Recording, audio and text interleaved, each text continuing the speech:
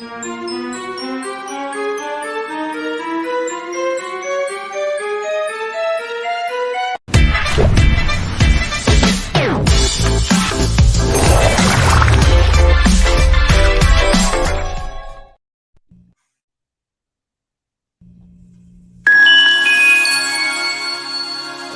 we'd just like to put a shout out to our supporters like Brilliant Beam Media, the great Sia. If you're looking for a producer for your podcast, she's amazing. Or the Hounds of Business Happy Hour, Mike Afterburner. He's amazing. He knows his way around LinkedIn. He can help out your business or your LinkedIn profile to reach higher heights. Or an OG. She's been around with us, Soaring Profits Forever, 1,000 Trees, Lisa Browning. If you're looking for a publisher or someone to help you write from the beginning, she's your woman. And Purple Tongue Hot Sauce. If you're looking for some great sauce, let me tell you, this is it. Check them out. And if you do, please tell them that Soaring Profits sent you.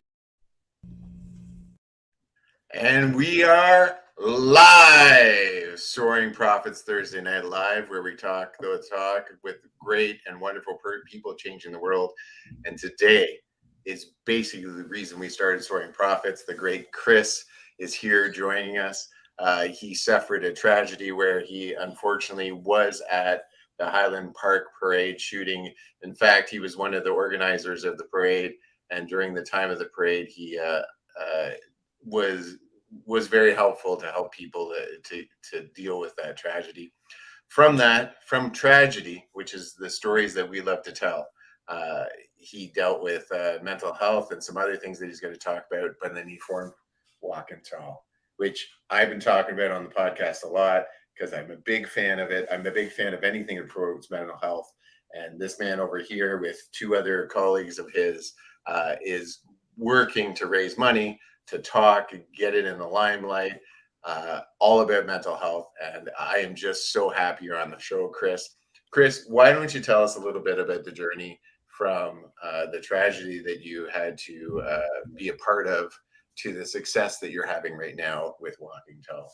Yeah, well, first off, thank you guys both for having me, and the support from our neighbors to the north is greatly appreciated, and all that you've done for us, whether it's been wearing our merchandise or promoting our movement on your pages on LinkedIn or other social medias, is just so humbling. So thank you very much for that. And while great and inspiring, that's no pressure, James. I don't want to disappoint anybody, but yes, as you said, my name is Chris Maliszewski, and I am a mass shooting survivor, and I'll get into that here shortly. But what listeners should know about me is I have a long-standing history in the game of baseball. I was fortunate enough to receive a scholarship and play for 4 years at the University of Iowa. And, just had a great experience there, gaining my education, but also learning the game of baseball and through that life. Once I graduated, I fell into coaching. I actually coached Division I college baseball for 10 years, approximately 10, 3 at Valparaiso University, which is a Division I school in Northwest Indiana. And then I actually got brought back to my alma mater, the University of Iowa, where I was the pitching coach and ended as a recruiting coordinator as well. And that was just an amazing experience. It's not often athletes like myself at that time in your career get to work at your alma mater. And so I have great gratitude and a great affection for that university and all it's instilled upon me. But after about 10 years or so of a coach's life and, 4 more before that as a player, so 15 all entailed at the Division I, the highest level of amateur baseball, your quality of life and things of that sort really start to become a little bit more important than, it was when you're in your 20s. And so I made the choice to step away from the game, and I moved back to Chicago and, aspired to do something as similar and find as great a passion as I had for coaching in a new career. And so I thought back to myself, well, what did I enjoy in my high school days? And, I was fortunate. One of my best friends at that time, his dad was an executive director of a park district in the Chicagoland area. And so I was a camp counselor one summer and a maintenance guy the next. And so I really got my, my feet on the ground and understood Parks and Rec at that point. And so I thought, well, that's what I want to do next. And so I took a part-time job with the Chicago Park District, and I was teaching snag golf. And so here I was, a 15-year veteran of Division I baseball, now traveling to general small parks in the city of Chicago, teaching children golf.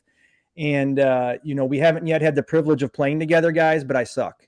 And I have no business telling anybody or teaching anybody how to play golf. And so that in itself was a comedy of errors, but I got my foot in the door, and I really developed a new passion in Parks and Rec. And so it wasn't a few short months after that, a good friend of mine called me from Highland Park and said, "Hey, we're working on a park district position that's part-time, but it'll really be in place to establish the community baseball program, whether it be Little League, travel, etc. Are you interested?" And of course, that's what I do.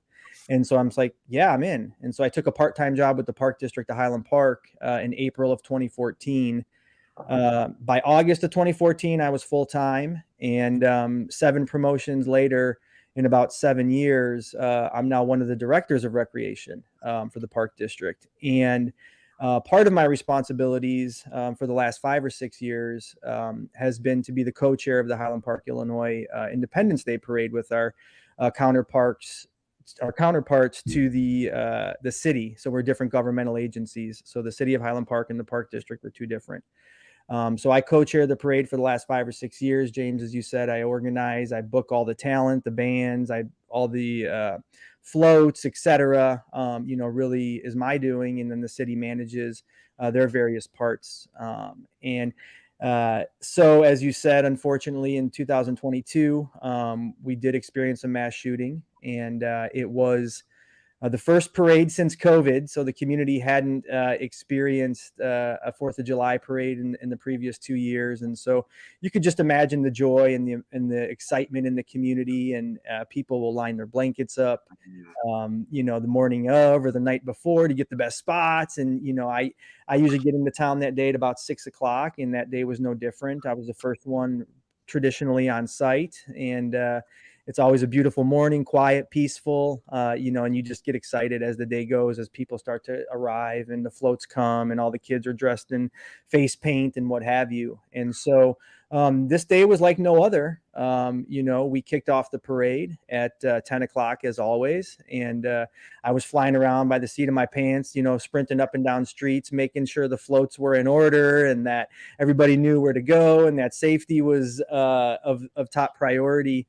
And it was at 10:14, I heard what sounded like firecrackers in the distance to the north, about a half a block or a block away. And I put my head down, upon hearing those first bursts. And I'm like, man, what asshole shoots fireworks at a parade? That was my first thought, honestly.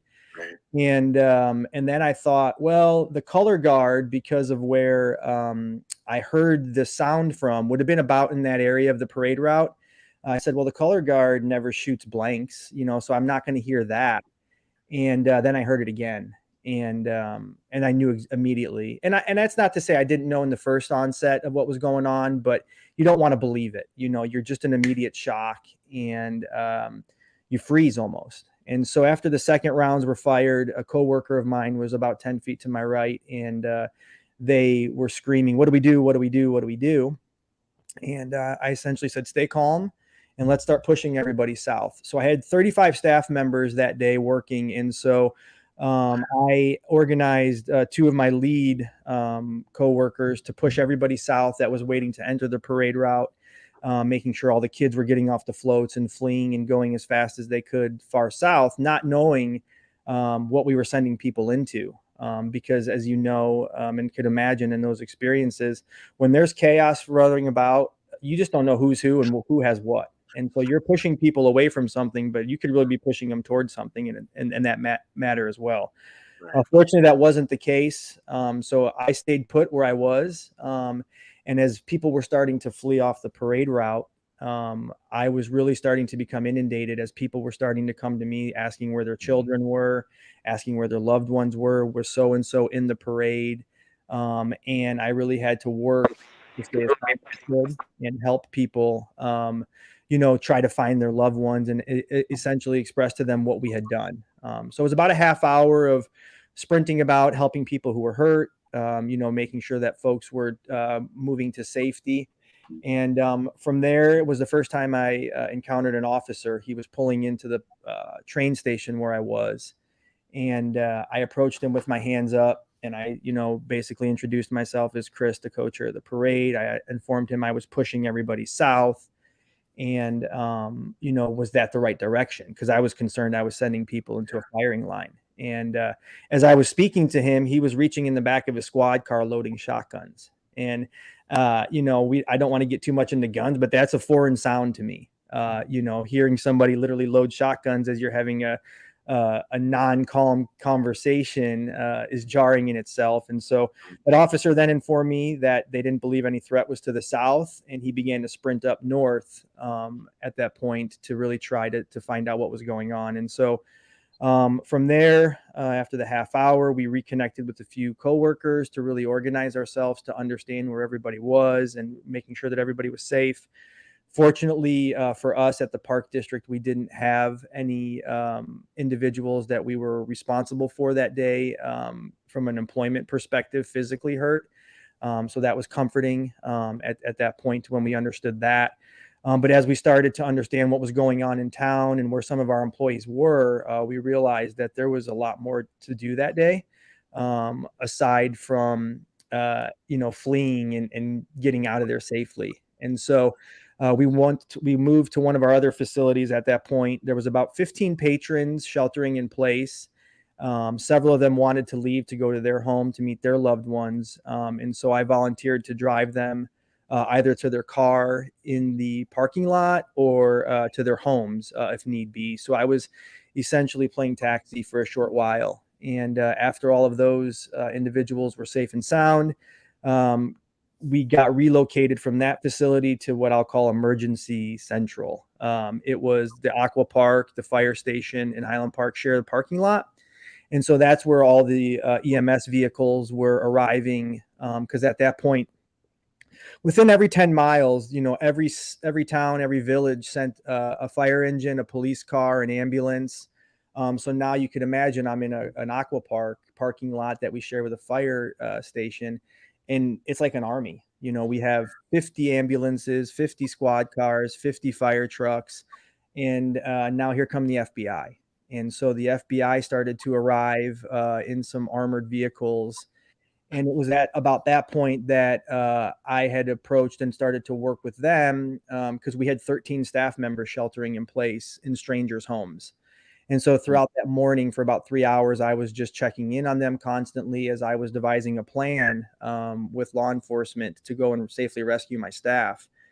And so it was approximately 2 o'clock or thereabout at that point that I and another coworker, along with security detail and armored trucks, were driving through the streets of Highland Park to safely rescue our staff members. And when I say staff members, they're young kids. They're high school students. They're college age kids. This is their summer job.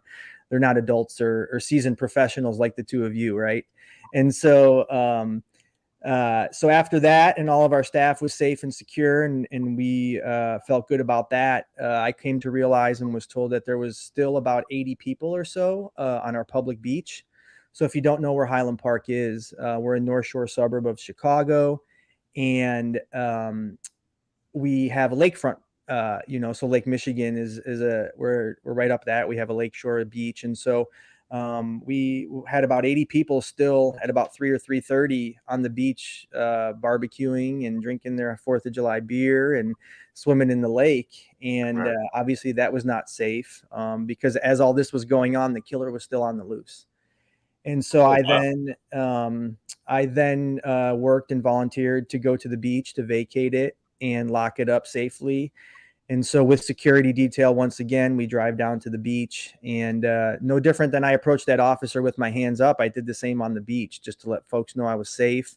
I never screamed so loud as I did that day, just to let people know who I was and that they're not safe and they need to vacate as soon as possible. And, really what was peculiar, if I may say, if that's the right word, like some of these people knew what had occurred and were just still so oblivious to the risk of their safety and what the magnitude of the situation was, that it was really jarring to say like, yo, you got to get out of here. And did you know there was just a fatal incident, just 5 hours? Oh yeah, we knew, but it's like, hey, get out of here, And Chris, so if I can jump in there, pal, there's so much to unpack I there. know Like, I'm blabbering. I'm sorry. no, it's so good, because when you started that story, like you're talking about the morning of the whole process of getting everything going. Like I was with you. I could walk that street with you. The way that you tell that, I'm with you. You could almost hear the birds chirping. You'd feel the dew on the grass, right? And then all of a sudden, this whole beautiful thing, people setting up their blankets, is then interrupted by such monstrosity, right? Yeah. And then you folks, again, we're in Canada. Our process is a little different. Our gun process is a little different. Our mental health process, wow, it's not that great anymore, if I can be square and honest with you. But we just handle certain things a little bit differently. Sure. Which we have a shooting in a city in Canada here. It's top news. It's everywhere. They shut the whole city down. It's quite a process. Mm-hmm. And to hear that you folks are in a situation where this is all happening and people are having a barbecue on the beach beside you. Yeah. And they just don't have that. Does that kind of play to kind of the violent aspect that's going on in the world right now, or especially down in like Illinois? I understand Chicago's a big city. It's a violent city.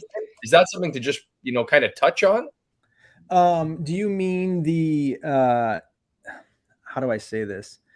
Like just how people, it's just kind of an everyday occurrence and things of that sort. So for us, one of the big things that we hear all the time is like the violence in Chicago. Sure. And now we know Highland Park is a burb of Chicago. Yeah. Well, listen, what I'll say about that, in fact, it's like all cities, right? There are violent pockets, no matter where you go in the United States, particularly. And I think to a degree, and statistics will show, Chicago is, traditionally not even one of the top 15 or 20 violent cities in the country. Okay. If you look at crime rates, if you look at violent crime rates, there are cities such as Memphis, Tennessee, and, cities, unfortunately, more so in the South, that are much more violent. It's just that Chicago has gun violence because our murder rates are so high. And so, the difference in variances of crimes aside, when there's a gun involved, there's a gun involved. And so I think, to that point, in Chicago particularly, we think, and it's unfortunate, and I don't think this way, but a lot of the violence is just relegated to the South side, right? That's not the case. And so when you have an incident like we had in Highland Park, that's a very affluent suburb of Chicago. There's many doctors, lawyers, business owners. Michael Jordan still has a home in that town. There's musicians who live there. The list goes on and on. Chicago Bears players. And so it's very affluent. The space is good. Yeah, exactly. And, so it's affluent. So no one would ever think something like this would occur. And when it happens, it's equally, if not even more so in many ways, just disastrous and jarring. I kind of agree with Pat. I think what he's kind of getting around to is that it doesn't happen often in Canada that we have we have stabbings, and it's starting to rise more because we have fentanyl problems and other drug problems. So now there's some gun problems that we're starting to have, but not to the same extent. But so I think what what I wonder a little bit, is it because we've been desensitized, maybe because we're seeing it so often, it's almost like a TV show is happening, like a movie around you. Yeah, that's a good way to put it. I think what I will tell you after experiencing, what I experienced, and on that day, it is movie-like. It is surreal, and it is really just shocking. I remember there was one point in that day, in between doing whatever it is I was doing, that I needed just to be by myself for a second, and I kind of started to walk towards the parking lot just to catch my breath. And I just kneeled down. And as you see these FBI agents getting off the back of a armored tank with essentially combat gear, you can't think but holy shit, like what is going on? And I'm just I'll just tell you, that was the first time that day that I cried, as I saw those, agents coming in, and just thinking like to myself, and I visually and clearly remember saying out loud, like, thank you.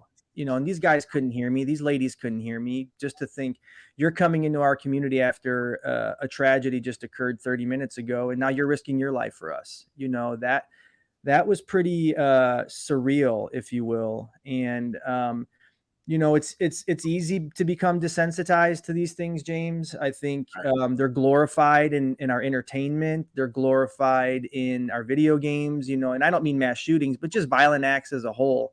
And so, you know, when you glorify these things and when you sensationalize these things, as a human, you do just become desensitized. I think it's only natural.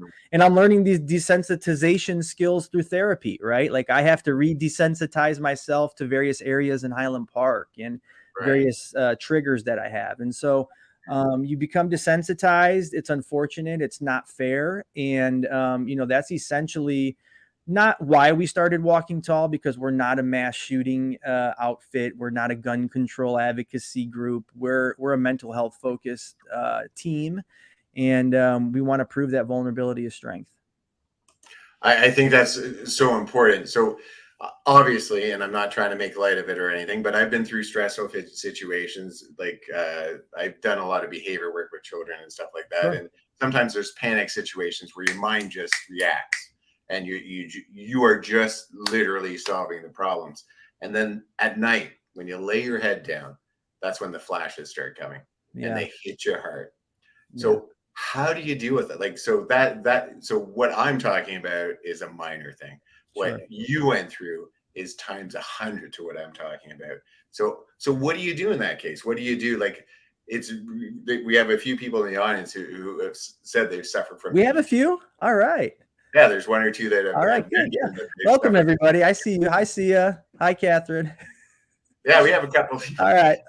And so, like, what do you do? Like, I assume it's like that.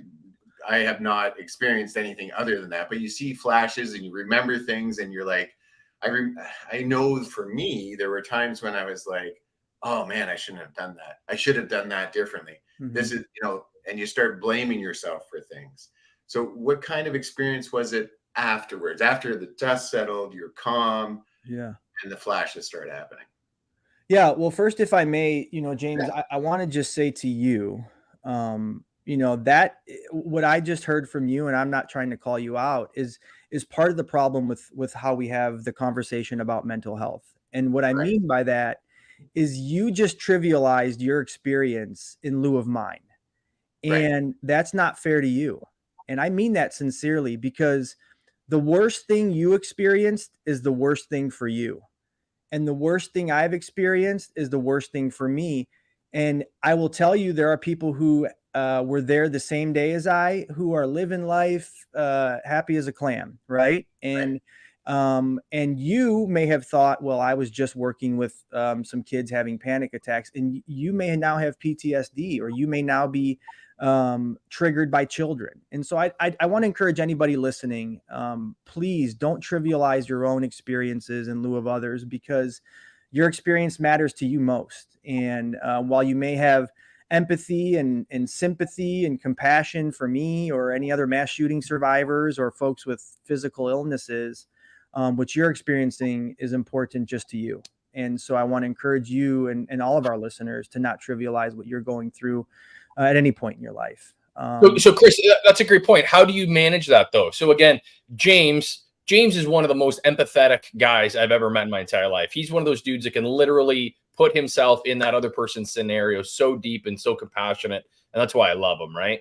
But when you have a situation like that is so deeply traumatic and on such a scale, right? Like you're in combat. That's war. Like that is as violent and traumatic a situation as you can get. How do you, how does society, because we tend to do that, right? We tend to put things on scale.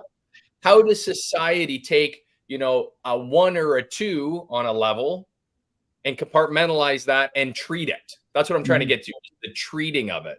Yes, everyone has their scale of 0 to 10, and they've got to deal with that themselves. But as a community, as a society, because I think a lot of what I'm trying to get to here is, as a community and society, is that we aren't doing enough for mental health. We aren't helping enough with mental health. Do you think that it just boils down to that kind of trivialization, that if it's not a major incident, I can't deal with it? Or what have you found? Because you have fallen deep into this mental health process in helping people over the last year. Like, this is, I think it's fantastic what you're doing, but you have gotten in touch with the professionals. You're talking with political people. You're talking with all of this group of individuals that are out there pushing and trying to help people.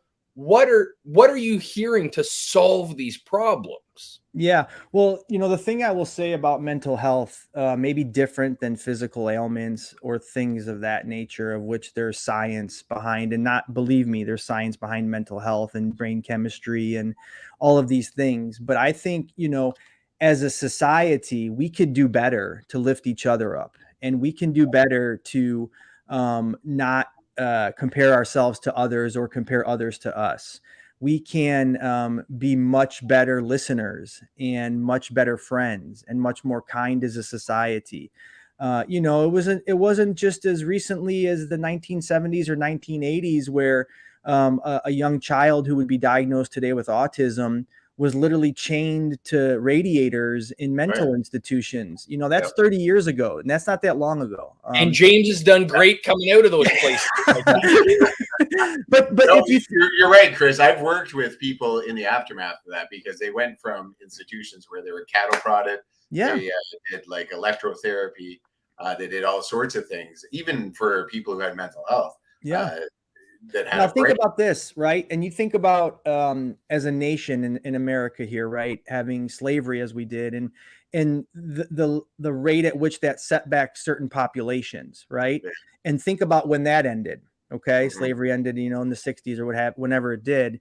And now think about mental health and where we're at and how we're trying to catch. We're so far behind as a globe.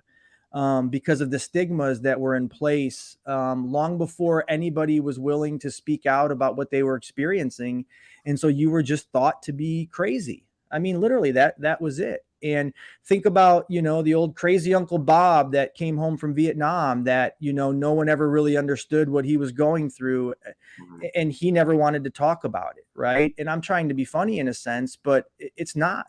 And I think as a society, well, sorry, I don't mean to interrupt, but we here in Canada, because I want to dive into that a little bit more and examine that, because here in Canada, we don't have every generation that goes off to war. Yeah. So you had your grandfathers that went off and fought in World War II, and we, great grandfathers, we had that. They came back. We didn't go to Korea. We didn't go to Vietnam. Then our next conflict was we went in and we kind of went to Afghanistan and mopped up. And that's not a trifle on the Canadian Armed Forces. I got a lot of buddies that are soldiers and in the military. But the American culture is every generation there's a new conflict that is happening, and you're sending a whole generation of that population off to die in foreign soils. Yeah. And when those folks come home, the VA, like here in Canada, we hear about the VA and we hear awful, terrible things, that there's no resources, there's no help, there's all these sorts of things for these soldiers, these warriors that come back. What have you had anything to do with kind of the VA, the wounded warriors, that sort of thing through this process? Yeah, not yet. We were, because I'm not a military veteran, I'm not able to receive those services. Those are specialized for, the men and women who serve our country. But what I will tell you is on July 5th, after my experience, we were very fortunate. We had an outfit here in Chicagoland area called the First Responders Wellness Center. And what they are is they're a mental health clinic, a therapy group of all former first responders that are now licensed therapists, clinicians, social workers, etc. And they only serve first responders. And so what you find in that community there is, obviously, as you were just saying, Patrick, there's a lot of like experiences and a lot of commonalities that, I or you, being a normal civilian wouldn't understand. And so part of being able to open up, as I'm experiencing, is that when you find someone with like experiences and someone you can feel relatable to and that you can trust that they'll also relate to you, you start to open up more. And so we were so fortunate on July 5th, the First Responders Wellness Center came in and did our immediate debriefs that day. Our peer support group process started. And I was set off on a great relationship with my therapist, whom I've had, essentially for the last 8 months or thereabout. And she caters specifically to first responders. And while I myself am not a police officer, an EMS, a firefighter, due to my But you were a experience, first responder that day. due to my experience in that event, I was considered. Yeah. Absolutely. Well, 100%. You're taking on a leadership role in that. And again, Chris, I go back to your initial introduction of this incident and this tragedy that occurred, is that when you talk about it, I literally could feel that. Like you could feel the dew. You could see the calm on the street with the blanket down. Like you do you such talk about the joy of the children with their face painted. Yeah. Right. And I'll tell you, like talk about traumatic imagery. Well, I was just going to say, it's so funny. I have to dissociate myself when telling my story to a certain degree. Right. And what I'll tell you is that, when I think about that day, if I really involve myself, I can get goosebumps again. My heart rate will elevate. I'll lose my breath. And I don't know if it's healthy or not, but I've been able to dissociate myself. And when I tell my story, essentially look at it like I was just playing in a movie and really thinking to myself, well, you get out of it alive, and, you think of it in that respect. And I don't attempt to try to put folks like yourselves in my situation. But what I want folks to really understand is, as I get better at telling my story, is that it can happen to any of us. And no matter where you're at, and particularly here in the United States, as you guys were just bragging about, you don't have these as much as us, but it can happen to any of us. And I think that it's unfortunate, but it's also awakening, and folks should really be cognizant of that. And so I want to give the depiction that, it was an everyday occurrence. Last 6 years, I was the co-chair, and this was a beautiful day, no different than any other. And it turned out not to be, It's crazy. So Chris, all of a sudden you're thrust into this unfortunate spotlight. You take this and you grab this bull by the horns, and you've created Walking Tall, obviously. Throw up the little banner there, James, if you can. And you've created this with a couple other guys, from what I understand. Yeah. One, well, that's the second half of this story, and really the most inspiring, I would say, to me, is that only 3 days later, on July 7th, that I get a text message out of the blue from a gentleman by the name of Todd Blylevin.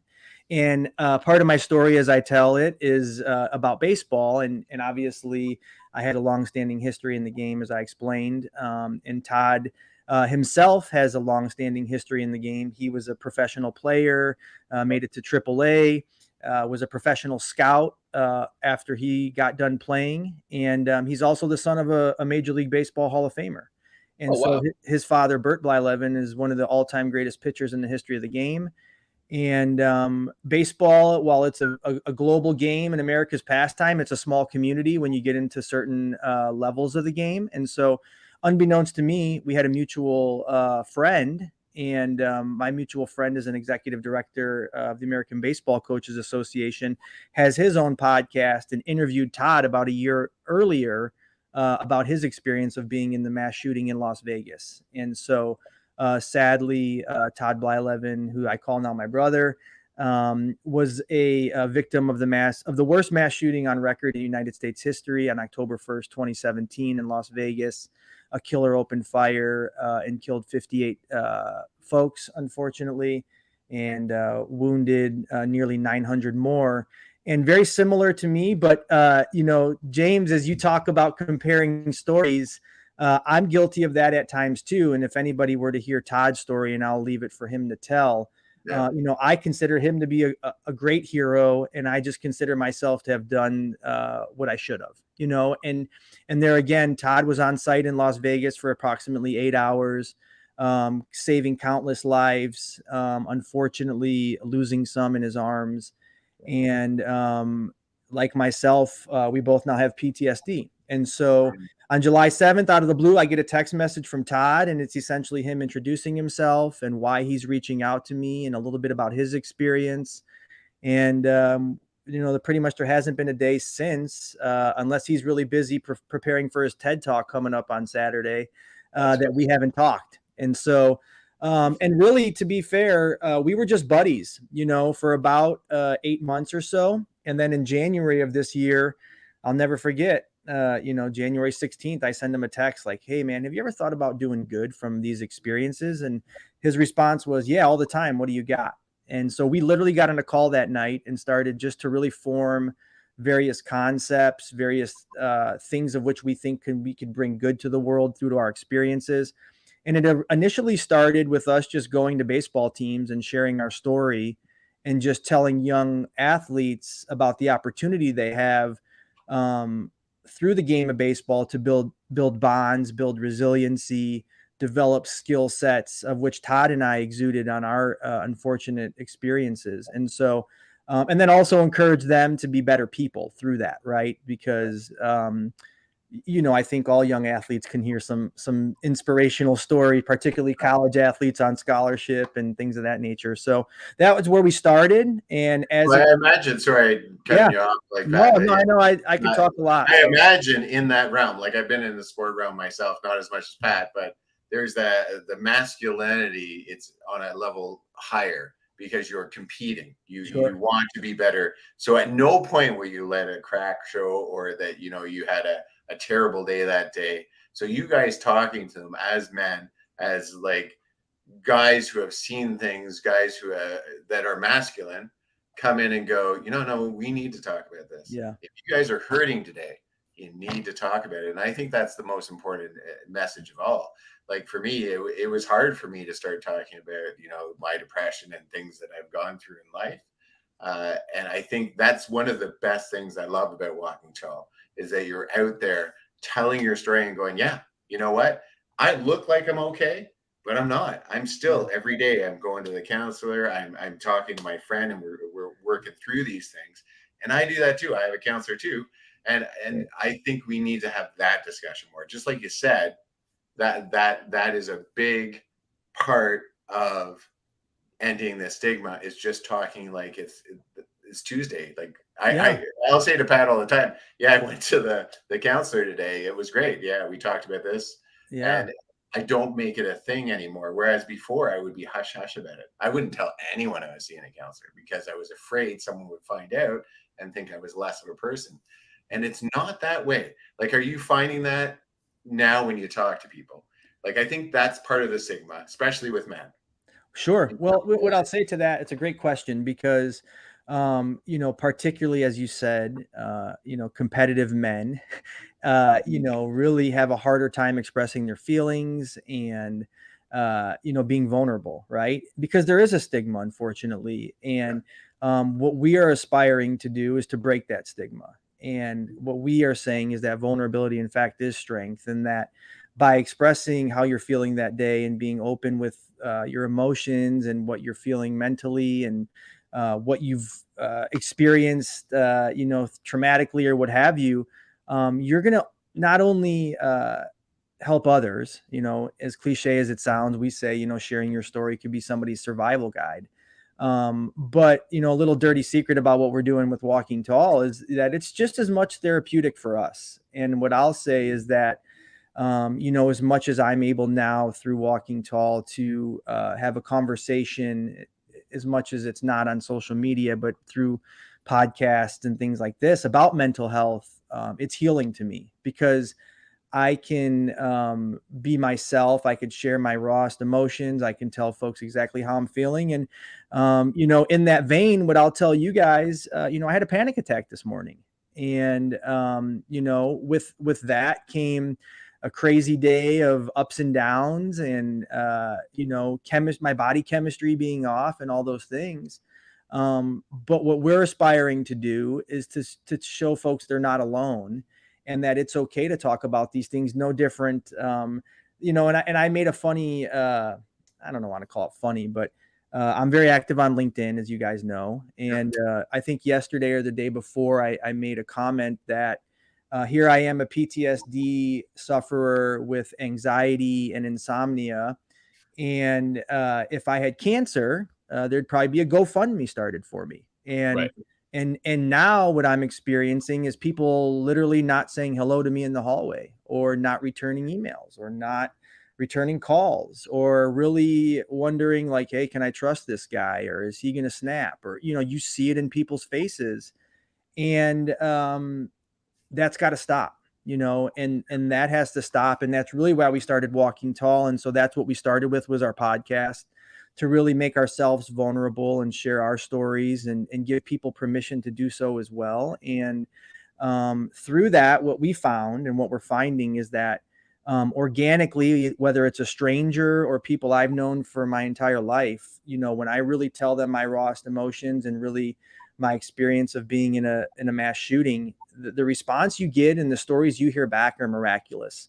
Things you would never hear people experienced or witnessed or were traumatized themselves through, really is impactful, and you would never hear about it. But the cool thing is that when I tell my story, or when I express how I'm feeling that day, or when I'm being vulnerable myself, and I see others taking my lead, you almost see them lose 10 pounds. You see their smile get that much bigger, and their shoulders perk up that much taller. And that's what we really need to instill in society, because I think the mental health crises are becoming too big to simply just rely on the professionals that we have, and the resources that are not too many and are too expensive. And we also have to recognize, because of the rate at which mental health issues are exacerbating, that's hurting our professionals who are here to help us. And so the vicious cycle that this turns in. And so we really have to, as a society, take the bull by the horns and let people know that, as cliche again as it is, it's okay not to be okay. And you're not going to be 100% every day. And we all go through it, and you don't have to hide it. Well, that's exactly where Soaring Profits came from, Chris. And when we first started this, we wanted to, have roundtable discussions, bring interesting people to the table. And we met this lovely woman, Lisa Browning, and she was doing an anthology of people's stories. She was taking survivors of sexual abuse and their trauma and putting them into an anthology, a book, and distributing it. And she was the publisher. So we ended up interviewing all of these people that had wild traumatic stories. And James and I are, we have no history. We have no experience in this whatsoever. And all of a sudden we are just crashed into this world. And we started just listening. We started just taking in their experiences and the profoundness of the trauma they experienced, and then what happened later, and the ripple down effects. Some of them ended up with, severe mental health, severe mental or substance abuse and addictions. And all of a sudden we decided, we're like, okay, we want to help you tell your story. And that's where Soaring Profits was born. And it really was our first little launching pad into kind of the podcasting world and the lives. And we had just a beautiful opportunity to put these people, their story, not about the trauma. I'm really glad that you talk a little bit about what happened, because you got to have preface, right? But then you're like, this is what we're doing now. Yeah. And this is what our goal is. And this is what our aim is. And that's what we were fortunate to do with these people. And when you give people that opportunity to tell their story, I can't even tell you how many people James and I have had talk to us and go, I was there, man. I was there in that story when that person was telling me and disclosing their traumatic experience. And it's like I was on the edge, on that ledge. I didn't know what to do. And I realized that there was going to be a tomorrow. And there's something profoundly, profoundly awe-inspiring when you can have that storytelling, that exchange, because it's literally saving people's lives. And what you guys are doing with Walking Tall is fantastic. You're allowing people to understand that a couple fantastic baseball coaches out of the Midwest can change the world. Yeah. Well, that's lofty, but that's essentially what we're aspiring to do. And there's a young man who now is way better off because Walking Tall exists. Maybe tell us a little bit about him. So we were able to just partner. I had mentioned here in Highland Park, to being a fluent community. We have a restaurant in town called Madame Zuzu's, and it's owned by the lead singer of the Smashing Pumpkins, Billy Corrigan. And he's a resident of Highland Park, and he and I have become, acquaintances or what have you. And so He also owns the NWA, which is the oldest professional wrestling organization. And he's a big wrestling fan. And not to geek out a little too much, but growing up, I was a Hulkamaniac. And so I love professional wrestling still to this day, to a certain degree. But he and I had conversed about bringing the NWA to Highland Park to do a fundraiser for Cooper Roberts, who was the youngest victim of the mass shooting that we experienced in Highland Park. Sadly, he was shot in the back and is now wheelchair bound and working as hard as he can to get to walk again. But so Billy and I kind of collaborated, and we brought the NWA to the Park District of Highland Park, and we had HP Cares for Cooper in our recreation center. And all ticket sales, all profits went to Cooper Roberts and the fund to help renovate his home, to retrofit it to be accessible for him as he needs. And so we raised quite a bit of money, and Walking Tall was one of the presenting sponsors of the event. And we were able to sponsor the main event, the Women's World Championship match, and get to hear this match is presenting by Walking Tall was pretty cool. But yeah, that's exactly what we want to do, right? We want to have opportunities to have great events, because what we also recognize and what we believe is that through entertainment and through getting people or meeting people where they're at, and making mental health and bringing traumatic experiences to light, while also proving that vulnerability is strength and showing what people can overcome and what they're doing about their experiences, is really what we're all about. And so there's going to be more events ahead. Without letting the cat out of the bag, we're getting ready to partner with a couple other mental health organizations. We're going to be doing essentially a worldwide virtual 5K walk with some live events that we'll be streaming with some musicians. And so we got that on the docket, and we're ramping up for season 2. We capped season 1 at 20 episodes and took a little siesta to reorganize and get our ducks in a row, but we're getting ready to start filming that here shortly. And we got many other aspirations, but we want to, like I said, meet people where they're at and let them know that it's okay to disclose their mental health hurdles, and we'll do the same, and we'll all be better because of it. And I think it's so important because I love what you're doing. I think all the things, you are literally changing the world. You talk like a man who, like, I got up this morning and I put on my socks, and it was a good day. But you changed that young man's life. He is forever better because of it. You're changing the story around the world about what mental health is. There are people that feel safer talking because of the stuff that you're doing. I think what you guys are doing is incredible. And, I think it's important to know right now, like you said, there are huge tragedies that happen, but there's also like small things, like car accidents can cause like huge mental breaks. You could have a fight with something, or something happen at school that caused mental breaks. And it's important, very important, to get help right away. As soon as you start feeling like those panic attacks, like you're feeling something different mentally or even physically, sometimes it shows up in a physical way. Oh gosh, right? James, I can't tell you, as I wasn't really good, but I was a Division I athlete, right? And I was in shape, and I'm still in humble brag. Yeah, Humble brag. I don't mean it I don't mean to brag, but what I'm saying is that, over the last year, 13 months or so, my body has done things to me that I never thought imaginable. As an example, in January of this past January, I was vomiting randomly for no reason. It was scaring me to death. One day I was having these severe gut pains, and I went to the urgent care, and I thought maybe I had the flu, or I thought maybe I had COVID or whatever. I was healthy. They couldn't figure out what was going on. They said, you better go to the ER, because they thought my appendix was bursting. Right. And, and now as it is, I know I haven't shown it tonight, but my jaw is constantly sore. I just carry my stress in my jaw, and my lower back and my hips are just like, aching, perpetually aching, because I know that's where I've been carrying my stress, and I'm doing as best I can through stretching and getting back to the gym and to work all those things out. But yeah, it's not only mental. I think when you experience it and you start to feel it physically, you better move fast because it's already kind of too late. That's what I'll say.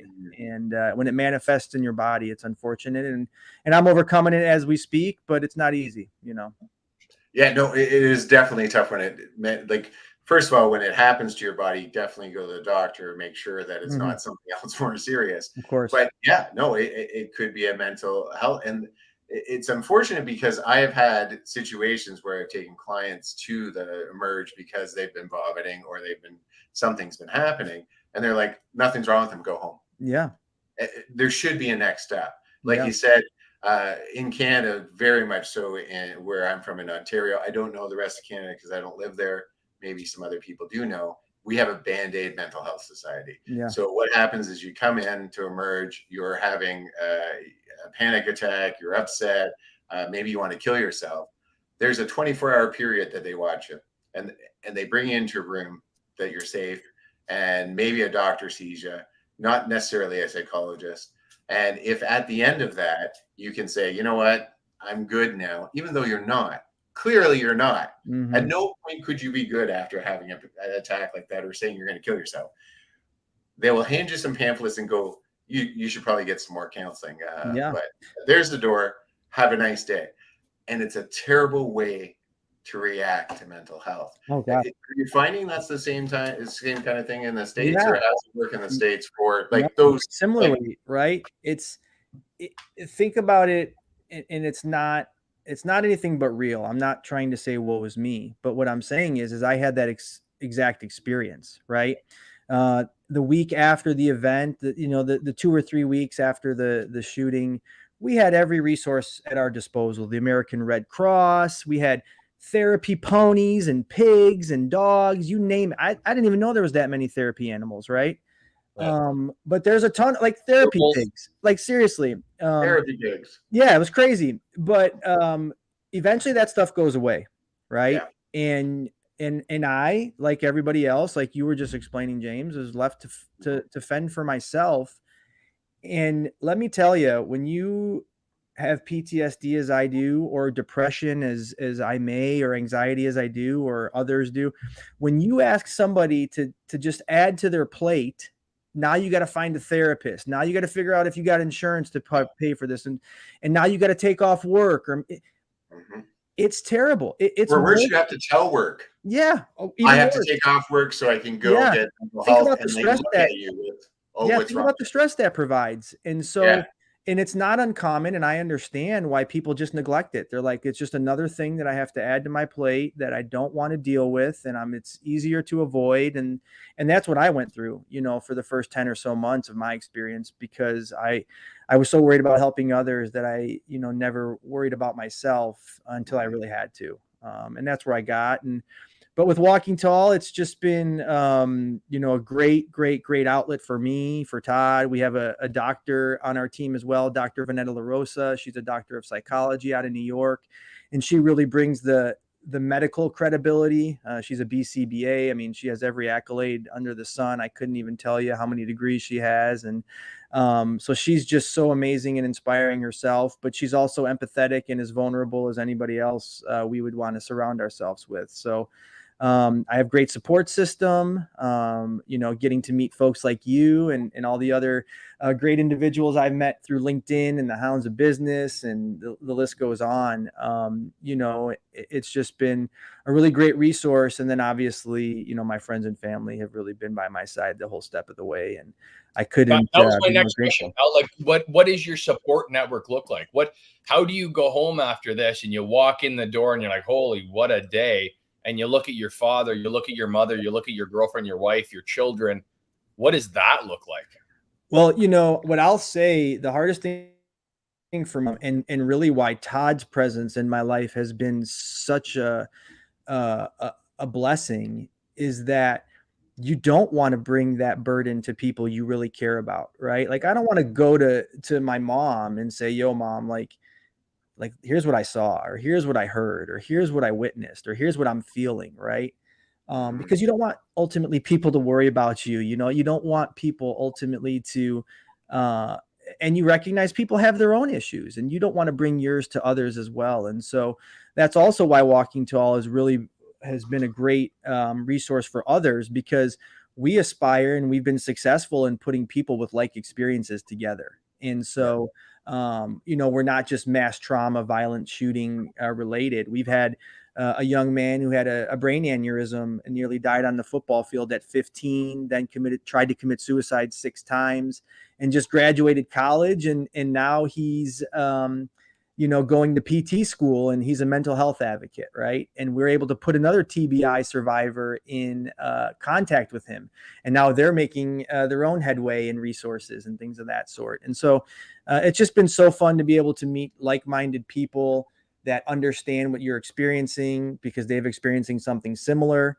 And you could really talk about the impacts, because what I'm recognizing is that, you know, while various forms of trauma and various experiences are just that differing, the impacts and the magnitude of which it really hits people is very similar. And if we could talk about those results and those symptoms, we're all going to be better for it.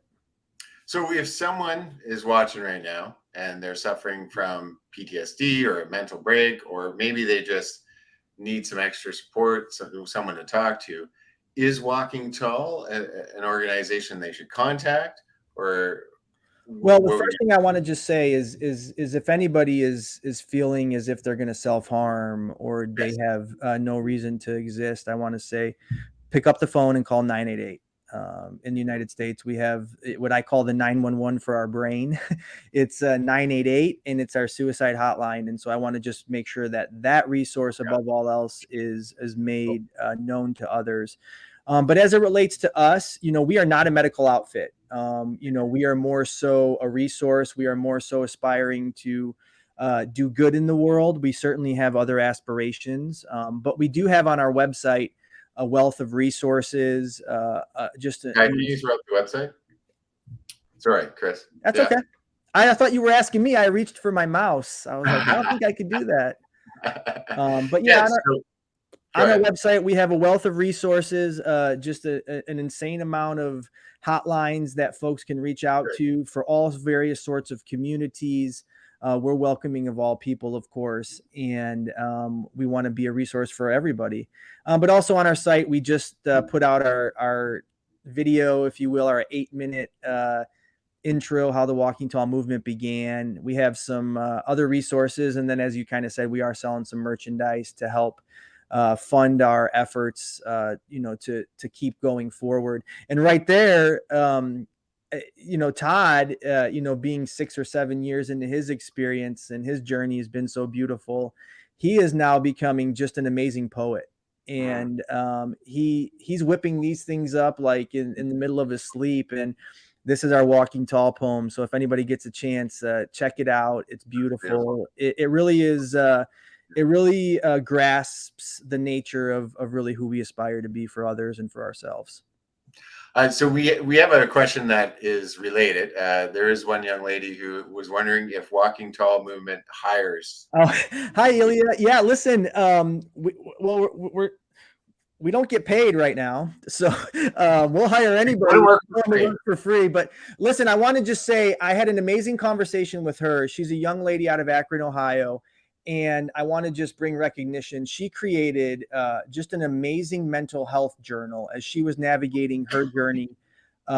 She recognized that she was unable to communicate necessarily with her caregivers. And so she created a diary of sorts. And I hope I'm doing it justice, but it's an amazing resource for folks that want to track their mental health symptoms and be able to articulate them properly to their caregivers. Because what I will also say in my experience, like I can think back, I had therapy today, believe it or not. And my day was amazing. I had a psychiatrist appointment, a panic attack, and a therapy session all in the middle, all while trying to work. It was awesome. But anyways, what I'm saying is I think, you know, I go to therapy and I'm like, yeah, you know what? I was really pissed off 8 days ago.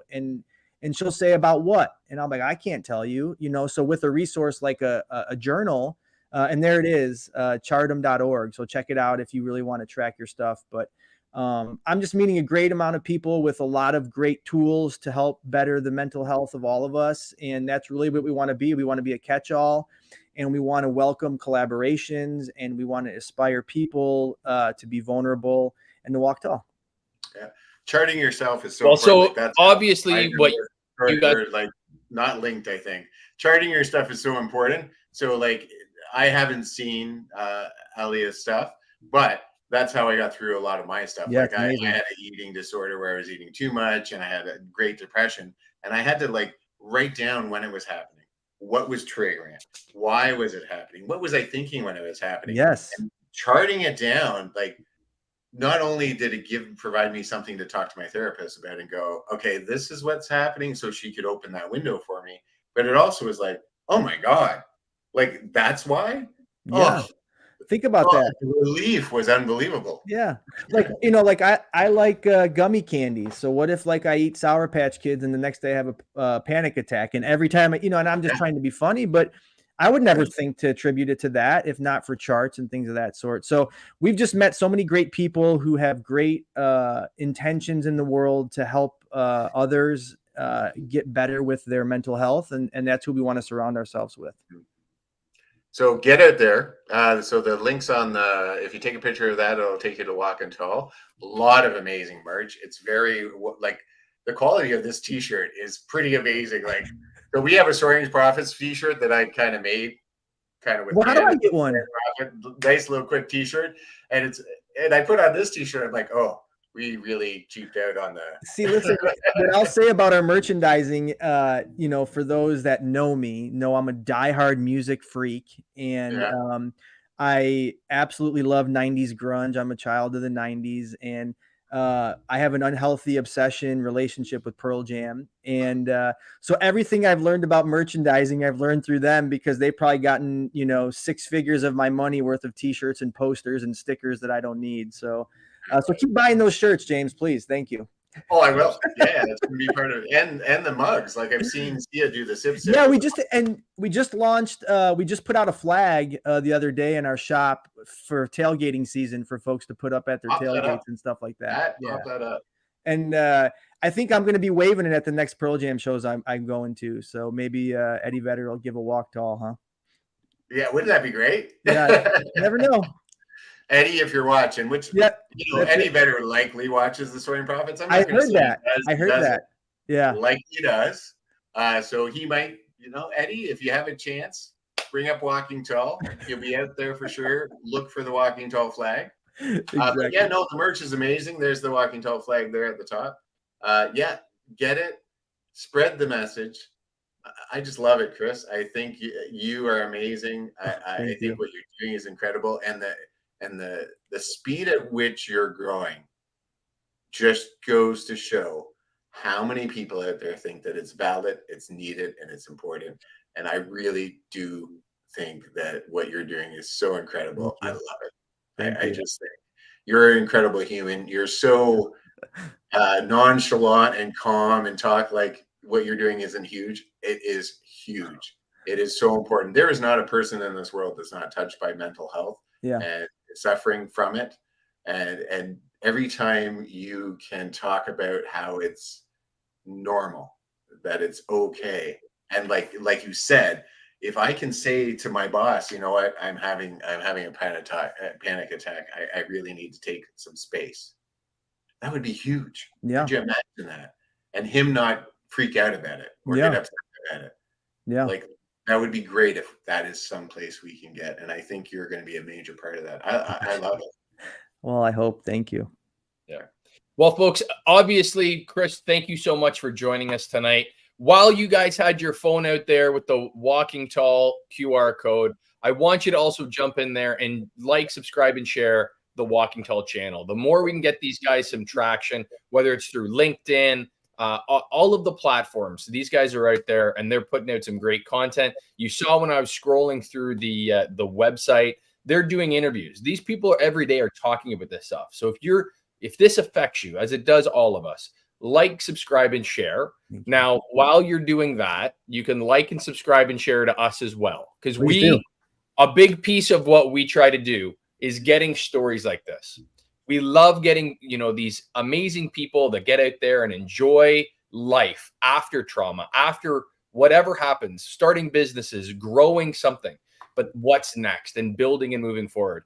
So when you like and when you subscribe and you share, it gives us content creators that little bit of effort and energy to keep on going and keep telling these amazing stories like what Chris is doing. So Chris, from us here at Soaring Profits, pal, I love you. I love what you're doing. This was a big thing for James. This is something that he really kind of put in his pocket a little while ago and is like, dude, we got to get these guys on. They're amazing. What they're doing with the mental health, the partnerships that they're pulling out is fantastic stuff. And the shirts aren't as itchy. So win. Yeah, that's right. Listen, I was joking. I thought we were going to talk about hockey, considering you guys are from the north, and I got my Blackhawks hat on. But well, I did see. I didn't want to jump to hockey, but I did see that you've had some help with the Blackhawks of late. Stuff. I know people are probably getting tired of us, but real quick, last September, I was fortunate enough to work with the Blackhawks through the Park District, and we organized an amazing event to help the Highland Park High School hockey team get through their trauma. And so the Blackhawks and I worked together, and the Blackhawks made all of the Highland Park High School Giants hockey team players Blackhawks for a day. We surprised them at the water park, which was our emergency central location. 2 charter buses pulled up. The GM of the Blackhawks and the assistant GM notified them, hey, you're getting on these buses. We're going down to the Blackhawk practice ice. So these kids load up 2 buses with the Blackhawks front office. They go to the practice facility, Fifth Third Arena, and there the head coach of the Blackhawks, Luke Richardson, meets and greets them. The entire equipment staff unloads the kids' bags. They're treated like pros. They get into the locker room. The Hawks had jerseys made for each and every kid with their name and number. What? They then got to go meet Jonathan Taves and Patrick Kane. Yep. And then before their scrimmage, Jim Corneliuson, who sings the national anthem, it's the most beloved national anthem in all of hockey, I would say, at the United Center. But he sung the national anthem for these kids. He kills it. He kills "O Canada" too. It's a beautiful song. I love it. Honestly, it's a beautiful anthem. And I always like to go to Hawk. I'm a Hawk season ticket holder, actually, but I like to go to games, particularly when they play a Canadian team, so I can hear the national anthem. But yeah, the Hawks went all out, and I was very, very, very, very honored to be able to help organize that for the kids and bring a little joy to their lives after what they went through as well. Chris, man, that is just such a testament to what you're doing, that these organizations out there are saying, hey, take our hat off, tip it to these boys at Walking Tall. Look what they're doing. The least we can do is get a couple buses together, get some of these athletes, these boys down there. That is a feather in your cap, my friend. I think it's amazing what you're doing. And I think we just leave it on that note for tonight. And dude, from me, at the end, we kind of stick our guests with always the last word. And I don't think you're going to have a problem with this, but at the end of all of these things, I've got a slogan, James got a slogan, but I want you to leave the world with a message tonight. And for me, I want to thank everybody for joining us tonight. You guys give us the opportunity to tell these stories. And I keep coming back to this, but it really is. And it's hit home over the last little while for me as we start telling these stories and we're on different podcasts, is that you're giving us a platform to tell people's stories to change the world. I got Chris above me on this platform tonight, and this dude literally is changing lives. I'm just a little dude from Ontario, Canada, that never would have came across a guy like Chris, never would have came across a woman like Sia, and Dr. Constance Leland and all the hounds. We would have never had these opportunities if you don't give us that little help. So I ask you to like, subscribe, and share. Check these boys out, promote them, and we can all do this together. So from me, folks, as always, let's make some money together, guys. James. That's absolutely right. I love telling the stories, especially these kinds of stories where people went into a darkness and just crawled themselves up and then looked back and went, you know what, there's some other people back there and I got to go get them because that's important to me. And Chris is that guy. Chris is the guy that's like reaching back through that darkness and leading people up. I'm getting teary-eyed. This is weird. Yeah. And I just think it's beautiful. Mental health has always been a special thing to me. I suffer from it a little bit, but I know there's not a person in this world that doesn't suffer from it. And I think you spreading awareness like you're doing, and the fact that it's getting so much traction, and there are so many people in the world that are better for it, is such a beautiful thing. And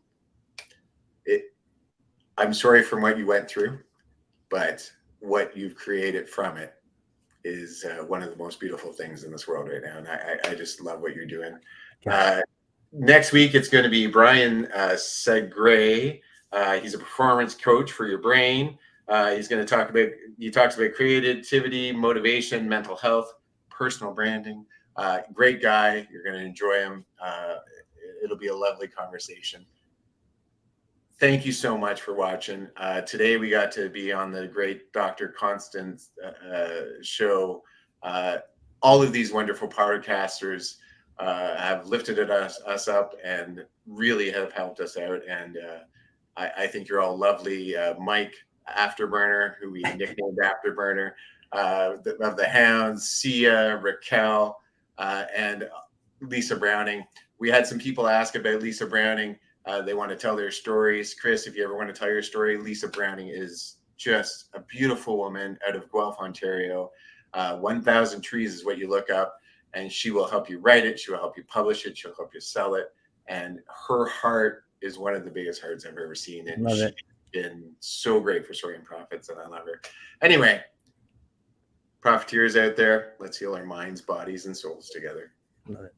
Chris, send us off, pal. All right. Well, I just want to tell everybody, you know, our mission in Walking Tall is we inspire we hope to inspire all of humanity to be more approachable, vulnerable, and to walk tall in their lives. And James and Patrick, we usually end our show with 2 little words that we want to instill upon others. And I'd be honored if we all could say those 2 together. And I'm sure you know what they are. So let's encourage your listeners to like and subscribe. You guys are doing amazing things. I can't thank you enough for all of the support you've provided me and our movement, and Todd and Vanetta. And for those listening, please continue to get on the Soaring Profits train, because it's going fast, and they're doing great work themselves. So if you don't mind, guys, let's leave those listeners with those 2 words. Walk tall. Walk tall, everybody. Thank you so much for joining.